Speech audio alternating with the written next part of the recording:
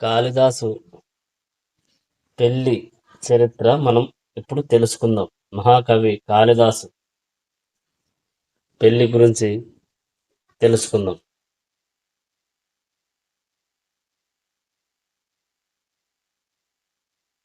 ఒక ప్రసిద్ధ పురాణం ప్రకారం కాళిదాసు ఎప్పుడు అంత తెలివైనవాడు మరియు విద్యావంతుడు కాదు. నిజానికి ఒకప్పుడు అతన్ని రాజ్యంలో అత్యంత తెలివి తక్కువ వ్యక్తులలో ఒకరిగా పరిగణించేవారు. కాళిదాసు పెద్ద తెలివైన వాడేమి కాదు.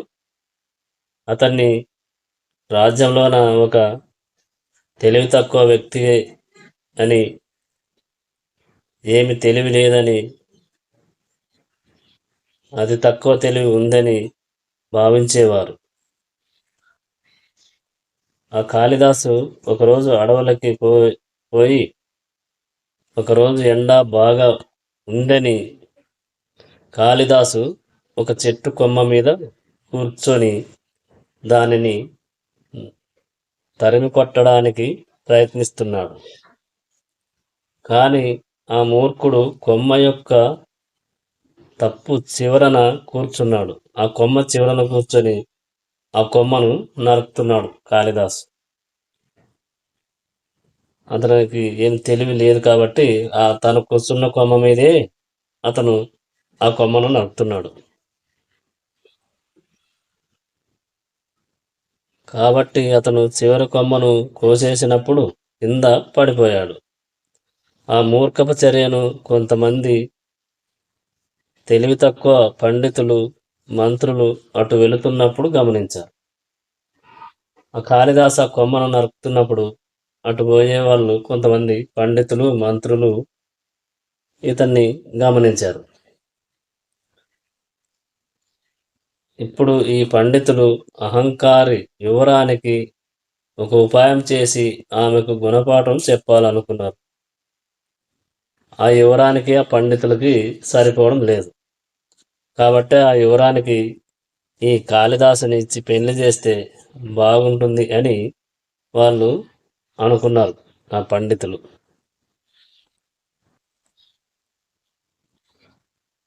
ఒక ఉపాయం చేసి ఆమెకు గుణపాఠం చెప్పాలనుకున్నారు.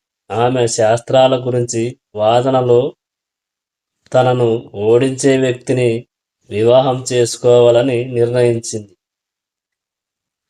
ఆ యువరాణి శాస్త్రాల గురించి నన్ను ఎవరైతే ఓడిస్తారో వారినే పెళ్లి చేసుకుంటానని నిశ్చయించుకుంది. యువరాణి కొంతకాలంగా వారిపై గణనీయమైన హింసను కురిపించింది. యువరాణి ఆ ఆస్థానంలో ఉన్న కవులను కొంతకాలంగా వారిపై ఈమె అడిగే ప్రశ్నలకి వాళ్లకు విసుగు చెందుతున్నారు. వాళ్ళ హింస భరించలేక ఈ వెర్రిబాగుల కాళిదాసుకి పెళ్లి చేస్తే బాగుంటుందని ఆ పండితులు నిర్ణయించుకున్నారు. వారు తమ ప్రతీకారం తీర్చుకోవాలని నిశ్చయించుకున్నారు. కాబట్టి వారు అనుకోకుండా కాళిదాసును చూసినప్పుడు అతన్ను ఆమెకు తగిన జతగా రాణికి సమర్పించాలని నిర్ణయించుకున్నారు. ఎట్లనగాని ఈ కాళిదాసుకి ఆ యువరాణినిచ్చి పెళ్లి చేయాలని పండితులంతా నిర్ణయించుకున్నారు. తన మూర్ఖత్వాన్ని కప్పిపుచ్చుకోవడానికి పండితులు కాళిదాసును తాను ఒక గొప్ప ఋషిని మౌనవ్రతం చేస్తున్నాడని నటించమని అడిగారు. ఆ కాళిదాసు మూర్ఖత్వాన్ని బయటపడకుండా చేయడానికి పండితులు కాళిదాసు ఒక గొప్ప ఋషి అని, మౌనవ్రతం చేస్తున్నాడని యువరానికి చెప్పారు. కాళిదాసుని కూడా అలా నటించమని అడిగారు.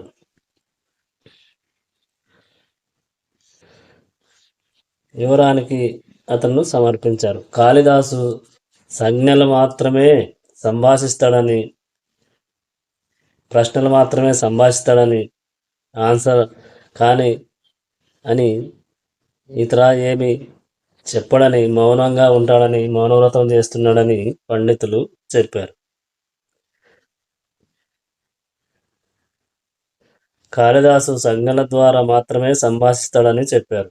కానీ కాళిదాసు తెలివితేటలను పరీక్షించడానికి కొన్ని ప్రశ్నలు అడిగినప్పుడు కాళిదాసు విపరీతంగా సంజ్ఞలు చేశాడు, ఆన్సర్లు చెప్పాడు.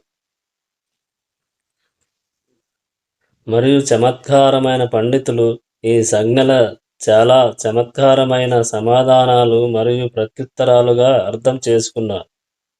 యువరాణి తగిన విధంగా ఆకట్టుకుంది మరియు ఆ జంట ఎక్కువ ఆలస్యం చేయకుండా వివాహం చేసుకున్నారు. కాళిదాసు మూర్ఖత్వాన్ని చాలా కాలం మాత్రమే కొంతకాలం దాచిపెట్టగలిగాడు మరియు పెళ్లి రాత్రి కాళిదాసు ఏదో ఒక వింతగా బయటపడ్డాడు. యువరాణి తాను ఒక మతిలేని స్థిమితం లేని మూర్ఖుడిని చేసుకున్నాడని, జ్ఞానం లేని వాడిని వివాహం చేసుకున్నానని గ్రహించింది. కోపంతో ఆమె అతన్ని తన రాజభవనం నుండి మరియు ఆమె జీవితం నుండి బయటకు నెట్టేసింది. నిరాశ చెందిన కాళిదాసు నది ఒడ్డుకు వచ్చే వరకు ఆ అడవులలో తిరుగుతూనే ఉన్నాడు. ఆ నది ఒడ్డుకు చేరుకున్నాక అకస్మాత్తుగా నది ఒడ్డున కొంతమంది స్త్రీలు బట్టలు ఉతుకుతున్నట్లు చూసినప్పుడు అతడు తన ప్రాణాలను తీసుకోవాలనుకున్నాడు. స్త్రీలు బట్టలతో కొట్టే రాళ్ళు నునుపుగా మరియు గుండ్రంగా ఉన్నాయని, మిగిలిన రాళ్ళు గరుకుగా మరియు చిరిగిపోయినట్లు అతడు గమనించాడు. ఈ బట్టలు ఉతికే రాళ్ళైతే నున్నగా ఉన్నాయని, మిగిలిన రాళ్ళు గరుకుగా చినిగిపోయినట్లు ఉన్నాయని ఈ కాళిదాసు అనుకున్నాడు. ఈ పరిశీలన అతన్ని పిడుగులా తాకింది మరియు రాళ్లను ధరించి బట్టలతో కొట్టడం ద్వారా వాటి ఆకారాన్ని మార్చుకోగలిగితే జ్ఞానం ద్వారా కొట్టడం ద్వారా అతని మందపాటి మెదడు ఎందుకు మారలేదో అతనికి అర్థమైంది. ఆ విధముగా కాళిదాసు దేశంలోనే అత్యంత తెలివైన మరియు అత్యంత పండితుడు కావాలని దృఢంగా నిశ్చయించుకున్నాడు. మరియు ఈ లక్ష్యాన్ని సాధించడానికి అతను మేధోమథనమైన కాలక్షేపాలలో మునిగిపోయాడు. నేనెట్లనగాని కవి కావాలి అని దృఢనిశ్చయంగా కాళిదాసు అనుకున్నాడు. చదవడం, ధ్యానం చేయడం మరియు తన దేవత అయిన కాళిని దైవిక జ్ఞానాన్ని ప్రసాదించమని ప్రార్థించాడు. తన ఇష్టదైవమైన కాళికాదేవిని నాకు జ్ఞానాన్ని ప్రసాదించమని ప్రార్థించాడు కాళిదాసు. అప్పుడు కాళికాదేవి ప్రసన్నురాలై కాళిదాసుకు వరం ఇచ్చింది. అతని కోరిక నెరవేరింది. ఇది కాళిదాసు వివాహానికి సంబంధించినది.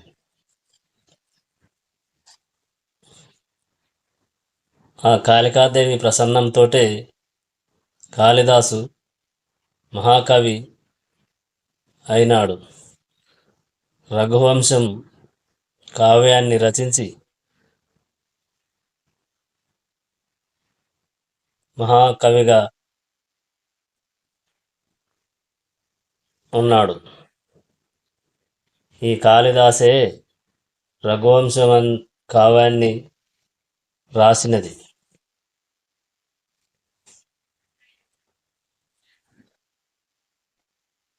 జై శ్రీరామ్.